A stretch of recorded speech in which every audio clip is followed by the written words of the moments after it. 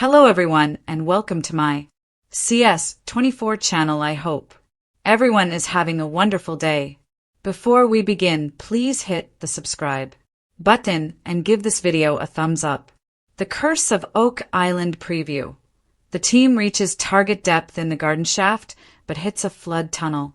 The Curse of Oak Island guys have finally reached their target depth in the garden shaft, but there's a major snag as they hit a potential flood tunnel. This week's episode of Oak Island is Season 11, Episode 20, and the show is called Wet and Wild, as the producers drop more hints about the problems at the bottom of the garden shaft. The Dumas mining crew have been gunning for a depth of 106 feet, and they will hit that target on tonight's episode. The plan was to then begin horizontal drilling toward the baby blob in the hope of finding the treasure. However, a preview showed the miners scrambling for safety as they struggled to get out of the deep shaft as water came flooding in. It looked like a torrent. Unfortunately, this could be one of the infamous and mysterious flood tunnels installed by the original depositors. These tunnels are rumored to be a security device that floods an area with seawater whenever treasure hunters get close to a hoard of loot. A flood tunnel in the garden shaft could equal bad or good news. This will be a massive headache for the guys and may set the project back for weeks or longer. However, if anyone can fix it, the experienced Dumas miners can. And if it is a flood tunnel, then that proves the guys are getting close. The History Channel episode synopsis reads, "The team has finally reached their target depth in the garden shaft, but their drilling efforts may be thwarted by a legendary flood tunnel." Also, on tonight's show, researcher John Edwards will be examining the area around Nolan's Cross in the hope of finding the remnants of a larger structure that he believes will point to the burial site of the Ark of the Covenant. On a preview, the guys found a boulder which could be exactly the marker John was looking for. Billy Gerhardt is standing by with his digger to check it out with the help of Jack Begley. Oak Island team will examine an ancient Viking artifact. Meanwhile, Rick Lagina and historian Doug Crowell will be examining an intriguing copper artifact, which Doug thinks may be of Viking origin. The guys have spent recent weeks working on a theory that the Templar Knights and the Vikings collaborated to hide a significant treasure on the island in the 13th century. Hopefully, the guys will be fleshing out this theory a bit more. The August air on Oak Island had that briny, metallic tang that always seemed to carry history with it. For weeks, the team had been inching closer to their long-awaited goal, reaching the target depth in the garden shaft, the spot they believed could hold the key to solving the centuries-old mystery. Marty Lagina stood at the edge of the operation site, safety vest catching the sun as he squinted down into the abyss. The shaft was now a yawning, timbered tunnel lined with the sweat and anticipation of the entire crew. "We're right where we need to be," Marty said into the walkie-talkie, voice taut with restrained excitement. "Let's make it count." Below ground, the clatter of equipment echoed like distant cannon fire. Scott Barlow oversaw the drill operators as they carefully extended the last section of the casing. The garden shaft, reconstructed with painstaking precision after historical collapse concerns, had been fortified to take them exactly to their target depth. A layer of wood and clay believed to be connected to 17th century construction. For Rick Lagina, watching from a platform above, this moment was more than just a technical milestone. "This is the point in the story," he said quietly to the camera, "where history either whispers its truth to us or tries to keep it hidden."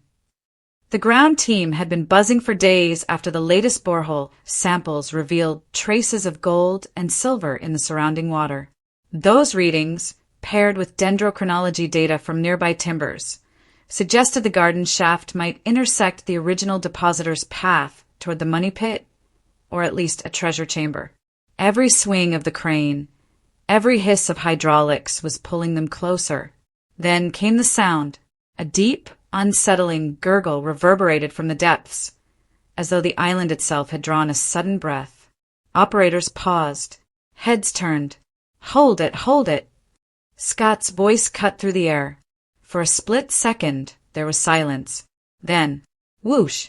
A cold surge of water burst upward from the shaft, spraying the lower platform and sending a shiver through the crew. The men scrambled to secure the casing as the flow intensified, a relentless tide pressing up from somewhere below. Craig Tester's eyes went wide. "That's not groundwater," he said, already pulling a laminated diagram from his field notebook. "We've just hit a flood tunnel." The word flood tunnel carried weight on Oak Island. It was the very mechanism the original builders supposedly engineered to protect whatever lay buried. These tunnels, branching from Smith's Cove and possibly other points along the shore, had been the bane of treasure hunters for over 2 centuries. Hitting one was like shaking hands with the island's most stubborn defense system. The crew moved fast. Pumps roared to life, hoses writhing like startled serpents as they fought to keep the water level stable.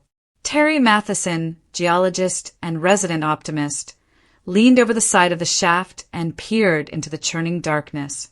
"If this is the Eastern Flood Tunnel," Terry shouted over the machinery, "then we're sitting right on top of the line to the Money Pit." This could confirm the tunnel's direction. Rick, still gripping the railing, wasn't ready to call it bad news. "If the flood tunnel's here," he said, "it means we've reached the edge of whatever they were protecting. We're closer than we've ever been." Still, the water was relentless. It gushed upward in bursts, swirling with bits of wood and silt. Among the debris, something caught Gary Drayton's eye, a splintered wedge of timber with a hand-hewn notch. He scooped it up, eyes gleaming. "This is old, mate," Gary said, holding it aloft. "That's a cut you don't see on modern wood. Could be from the original construction." The cameras caught every second, the chaotic ballet of pumping, the shouts between platforms, the heavy machinery straining to hold its ground. Even Marty, usually the more cautious of the brothers, couldn't hide his excitement. "This isn't a setback," he told the crew during a quick huddle. "It's a signpost. We hit the defenses, which means we're exactly where the builders didn't want us to be." The challenge now was twofold: control the flooding and investigate the tunnel without destabilizing the shaft. That meant a rapid redesign of their approach. Craig proposed inserting a steel freeze ring around the tunnel breach, a technique they'd used in mine rescue operations. "If we can isolate the flow," he explained, "we can keep digging without letting the tunnel completely flood us out." The plan meant bringing in more equipment, more manpower, and burning daylight they didn't have. But no one on Oak Island was in the business of turning back. While the engineers strategized, Rick walked a slow circle around the garden shaft site. The sun had begun to dip, casting long shadows across the earth. He glanced toward Smith's Cove, where the water shimmered under the fading light. The tide